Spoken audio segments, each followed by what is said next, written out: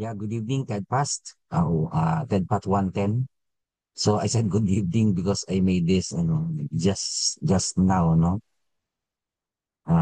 What's the time? Yeah, 7:53, no? Anyway, so I'm doing this to catch up the lessons, no? To catch up with the lessons. So I also made an activity out of this presentation. So therefore, be ready and listen carefully. And this actually a talk regarding the impact of globalization. Okay?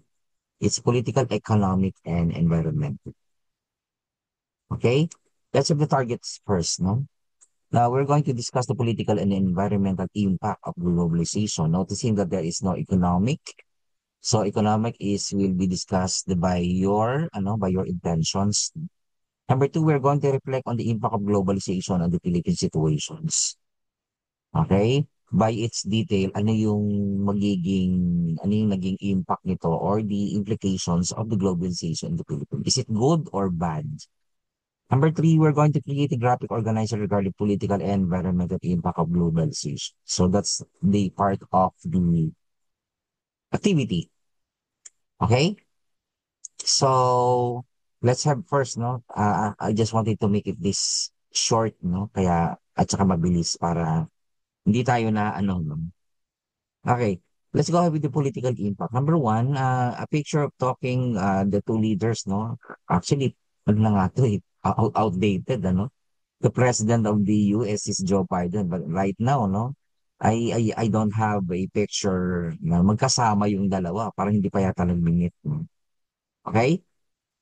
Anyway, that is a political questions also, no? Hindi pa ano. So between talks of two different leaders, so it is an illustration that there is a connection between the two, no? Although they talk about something political or economic, but still the political impact of this globalization is the strengthening and expansion of political ties, no, between all countries or regions. That's one thing that you have to that you have to bring it up, no? Basically, kapag umupo ka ng presidente, you have to seek for a recognition of the other states. Okay? So in that manner, we are able to strengthen and the political ties between the countries, not only with the United States, but also with the other countries, no? Basically, we have strengthened and we're expanding our political ties with the other government. We are considered as allied, no? Sometimes we compare sa protection, di ba? Alam na natin yan, ano? Kapag may mga gera, they tend to help. It's recognition, no? Basically, economic reason is the cooperation and the trading, no? The extension, immigration. I love this, no? The employment, no? Nag-o-offer sila ng mga employment. Lalo na sa iba't ibang bansa, no? Sa Canada, sa Australia, yeah. Because of this, political ties o nagkakasundo ang bawat leaders na magkaroon ng ganitong klaseng, no? Ng ganitong klaseng strengthening ties. Okay? Of course, not only with the United States as a powerful country, no? One of the powerful countries of the world, but also another powerful country, no? The China. So we tend to connect with the ties with the other countries, even though there is a conflict between territories, no?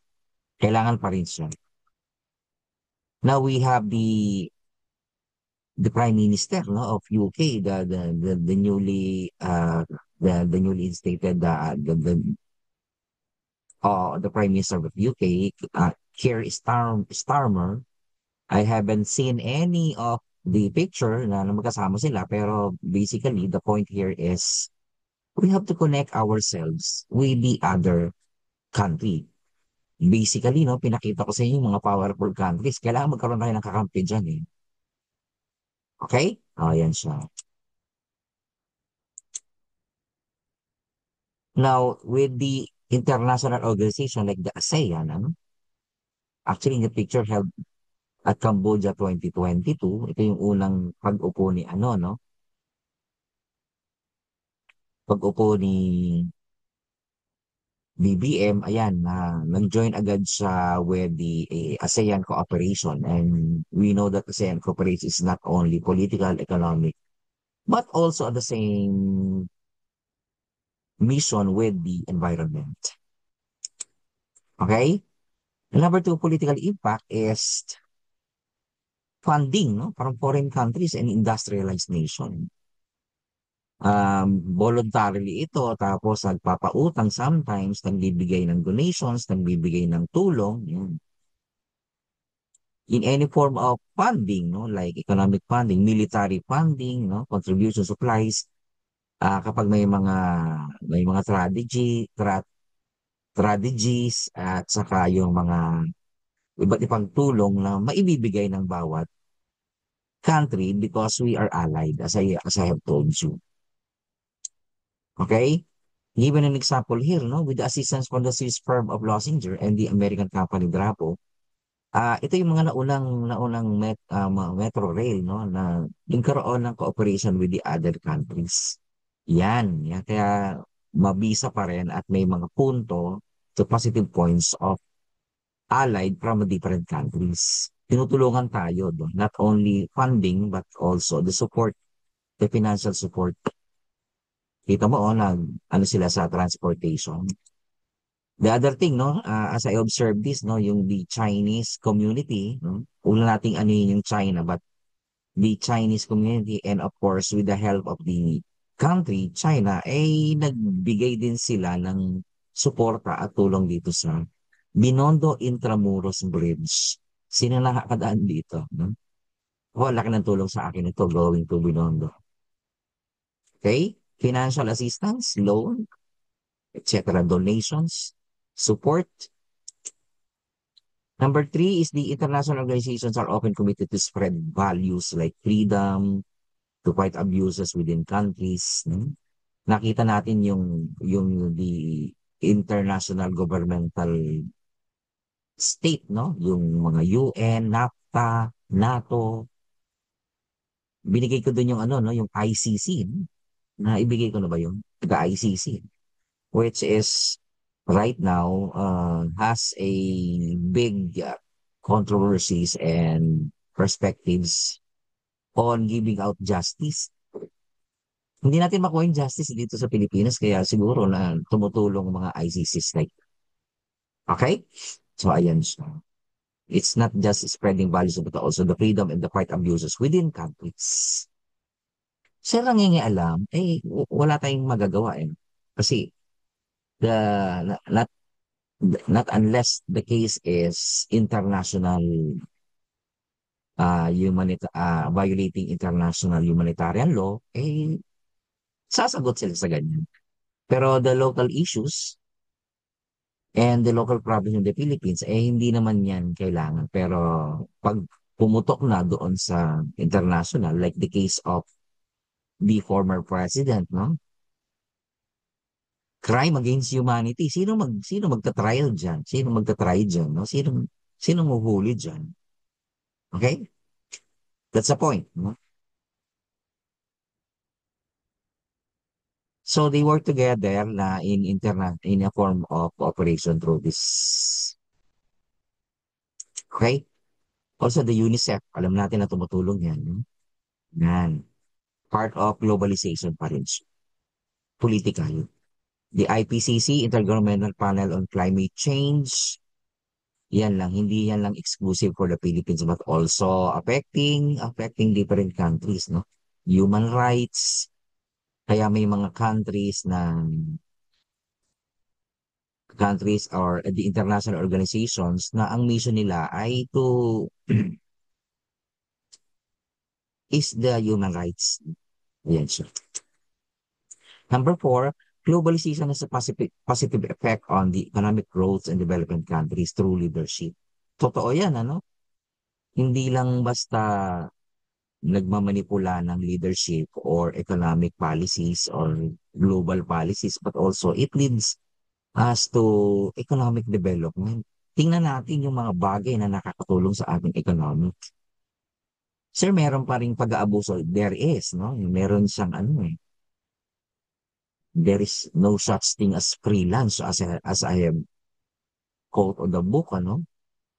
Hindi ito libre, no? Yung pagbibigay ng economic development. Meron din itong mga pagbalik o mga kapaboran na nangyayari. Eh, ganun ang ano eh. Ganun ang relationships. Okay? So ito siya, no? In the economic growth and the economic development. And this is the point of political. Okay? Number five, the functioning of international and supranational organizations is often not democratic in terms of representation and accountability. In this way, no, hindi ito positive pero there is a kind of to think about, no, about this. It is said in number five, not democratic. So pag not democratic, authoritarian siya. Sino yung nasusunod, no? Sino yung nagde-decide? Ayun siya. So in the picture, meron mga NAFTA, EU, EAC, and this particular organization, a big global organization, is membered by several powerful countries. At ito yung tinatawag na supranational organization. Okay? What is supranational? Supranationalism is when three or more states agree to cooperate under a large organization they create together. So sila yung mga namumuno. No? Kapag namumuno sila, ano nangyayari? Sino nagde-decide? Sino nagdo-dominate? Sino ang unang nakikinabang? Yan. Can we get out of this supranationalism? Aside from getting out, what do we get, no? Kapag umalis tayo dito, and what do we get if we stick our country as member of this organization? So, ganun no? Hindi yung pagiging independence lang. Actually, independent naman tayo, no? It is just a matter of cooperation with these supranational countries, members. Okay? For supranationalism to work, the state must agree to give up some power and follow this organization. Medyo tagilid, medyo ano siya, pero the matter of operation, leadership, and support, medyo lamang ano tayo, may interest tayo doon. So this is possible because of centripetal forces, event, and issues that bring states together. Although they are leaders, ganoon naman kahit sa ibang organization, may nagdo-dominate, merong leadership, meron siyang but in the country's cooperation, ito yung tinatawag na supranationalism. Maybe given a bad reputation for the Philippines, but it is a good cooperation to them. Okay? So big countries can shape decisions. In supranational organizations, sometimes countries can veto decisions, no? And slow down decision-making process. So sila yung nakikinabang, sila yung nagde-decide, sila yung nag-iisip, sila yung nagli-lead, sila yung just like we have given in the example, the G7, no? The group of seven, these are superpower countries, no? Ayan siya. Actually, hindi na nga G7 ito, ano? Ang dami na nitong mga group of no, group of countries na very powerful, no, doon sa global cooperations. Okay, number six, in the Philippines, globalization worsened the already poor situation of the masses. It sends millions of Filipinos to work on a global stage where there is, halimbawa in a country that they have shortage of laborers, skilled domestic and professional workers, pumupunta doon. So that's good, sir. Pero ano yung the bad fence of this? Nawawalan tayo ng mga professionals. Okay? That's the reality and the reality bites us. No? Nawawalan tayo ng mga professional, nawawalan tayo magagaling because of the salaries. And that is the facts of life. Doon ka sa ano, no? Doon ka sa mas greener pasture. Ikaw ba, magtatrabaho ka ba sa mas mababang ano? Parang ganon siya. That's the point. So, by that point, may mga ano rin siya, no? May mga negative implications din ito. Like, if workers, no? Become workers from the other countries in a manner na magkakaroon sila ng ano, no? Na underemployed sila. Nurses, ano yung mga trabaho doon ng mga nurses? Not unless nurse sila doon, ano? Pero ano yung mga trabaho doon? Doctors, even doctors, no?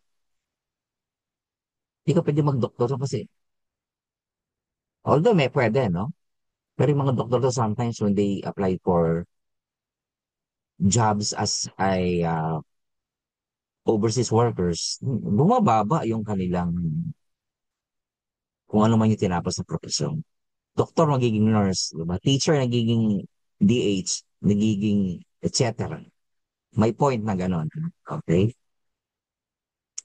Number seven, globalization has converted the rice, lands, water, and ancestral domain of indigenous people. So kasama sa globalization yung development kasi, no? So yung mga kabundukan, mga bukid, eh tinatransform siya sa industrial complex, which actually affects the ancestral domain of the IGs or the IPs, indigenous people. Okay? Pero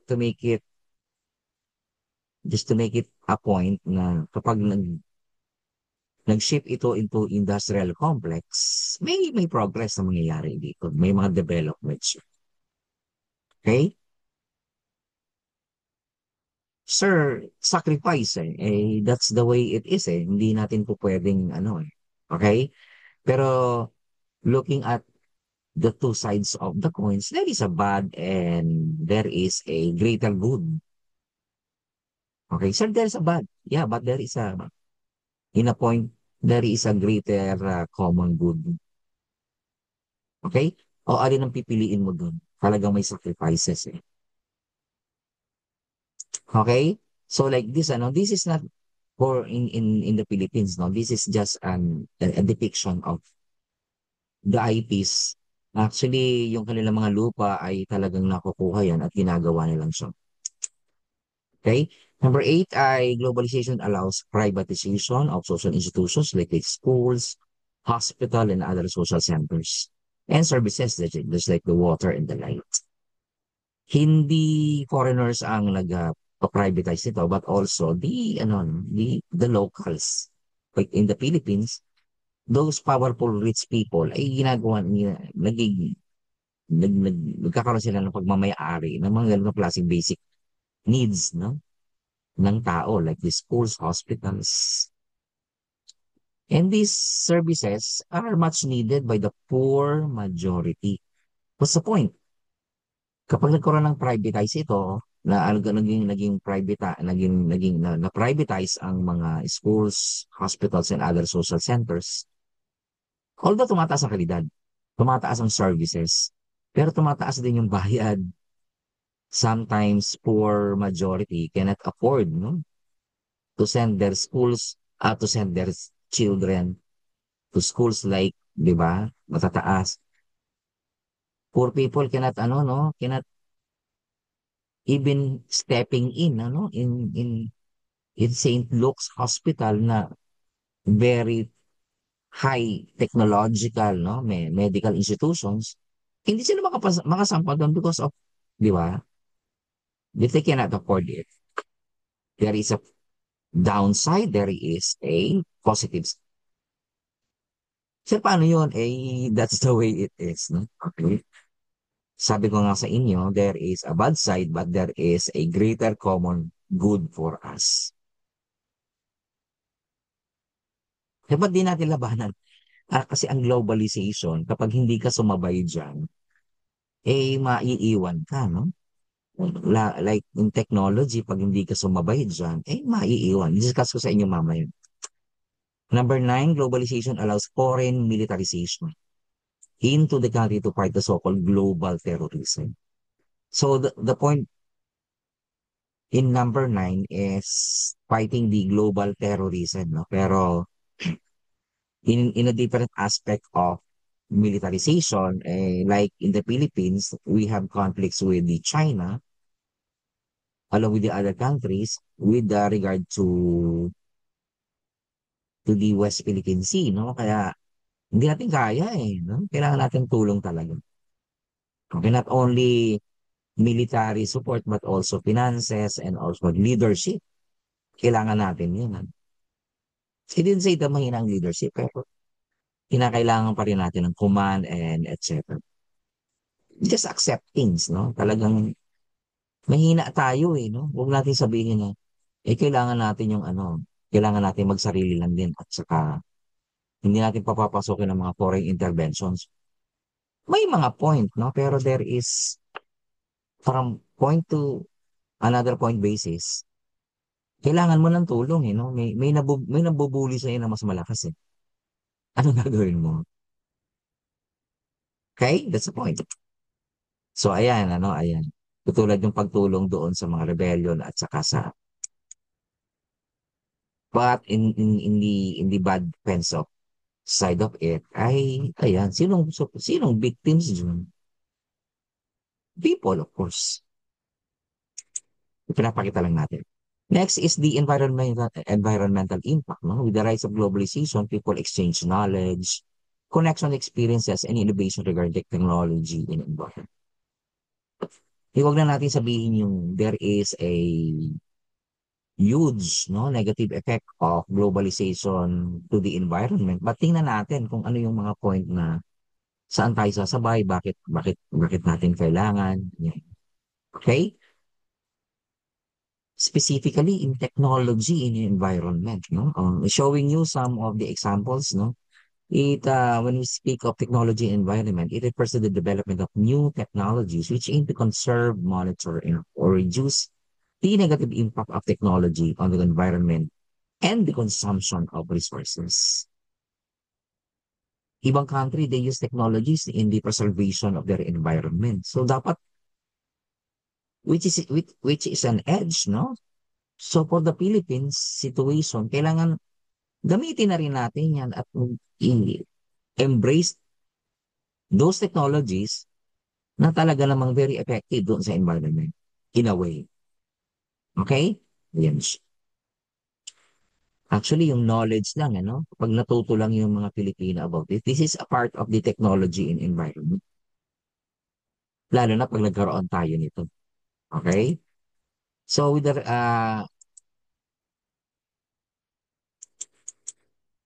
Noah one is, pakita ko lang yung mga dapat nakakahabol tayo sa mga technology in environment. One is the solar glass, no? It's suitably transparent window material but also captures the sun's energy and converts it into electricity. See, two birds, no? Actually, two birds, one bird hitting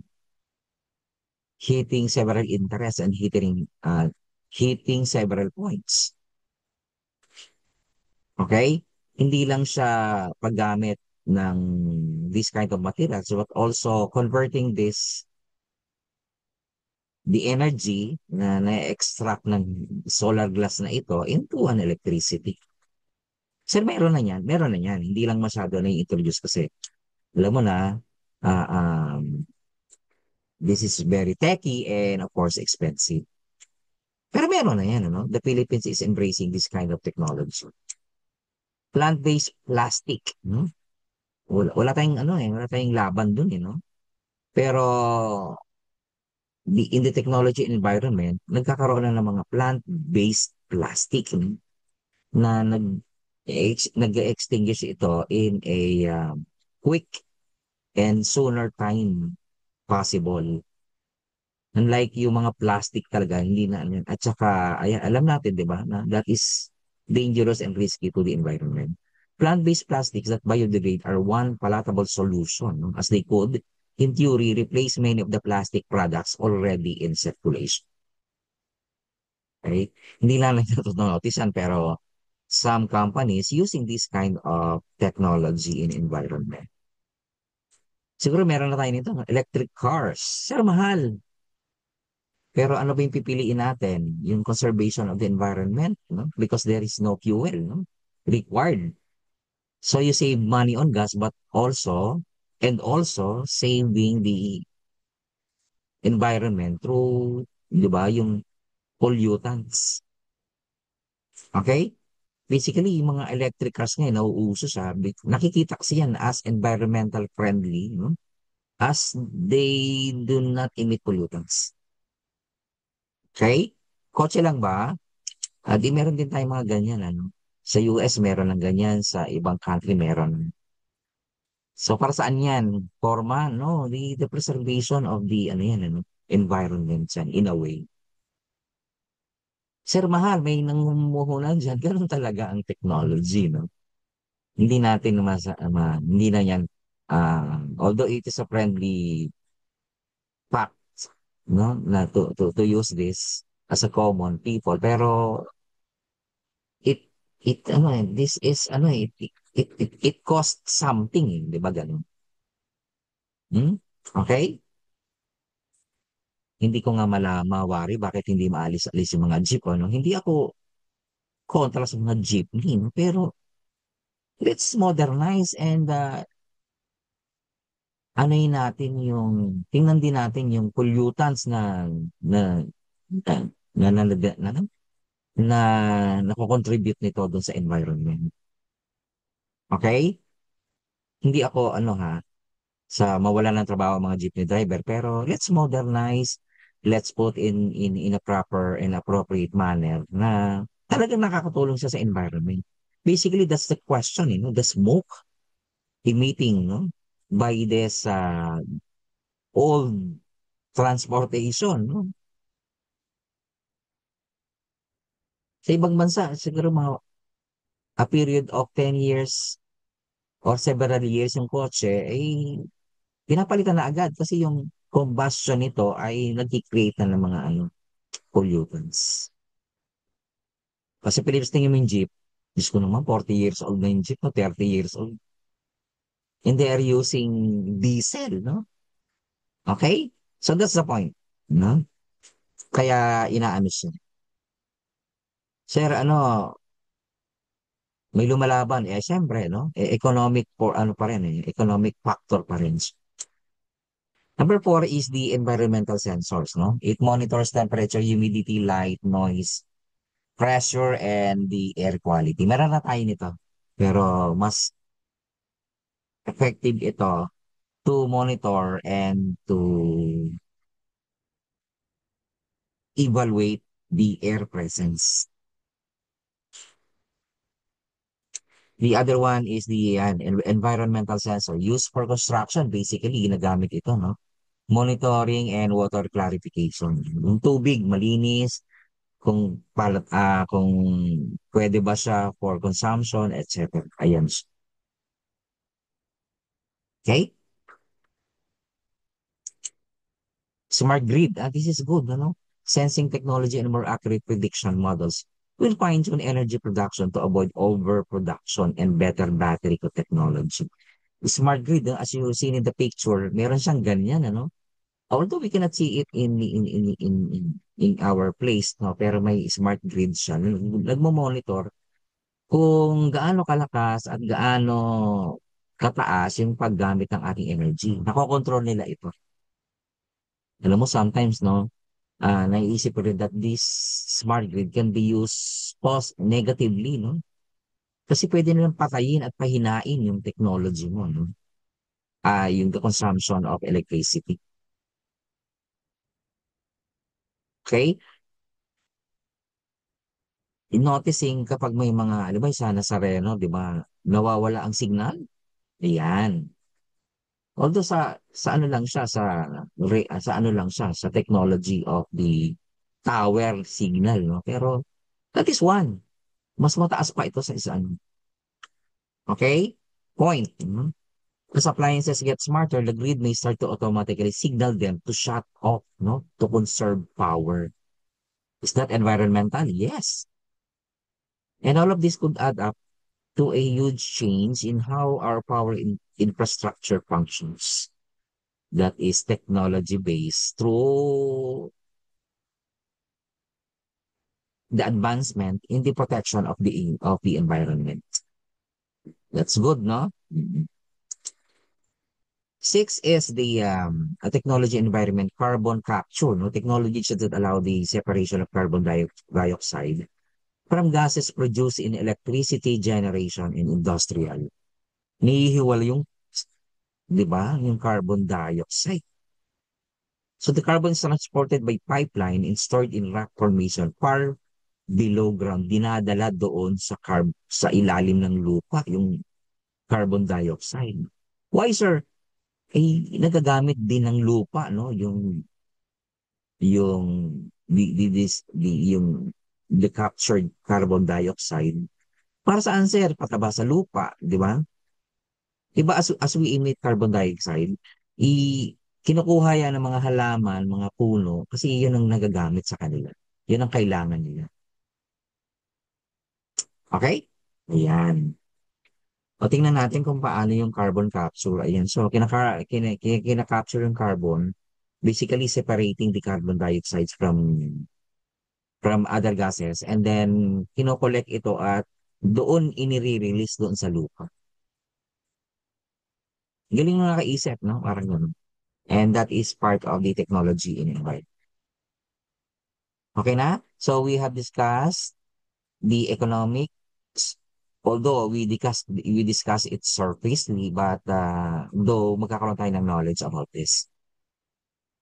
Okay? So your task, syempre hindi mawawala, no? You're going to create a collage of impact and implications of globalization in the Philippine scenarios. This is an individual submissions, no? Sir, what is a collage? Alam na natin yan, nag-art tayo dyan, no? It is not just an art pieces, but also in pictures, in photographies, in piece of paper materials. No, it is a piece of art made by sticking various different materials, such as photographs and pieces of paper or fabric onto a backing. So you're going to click a picture from the net.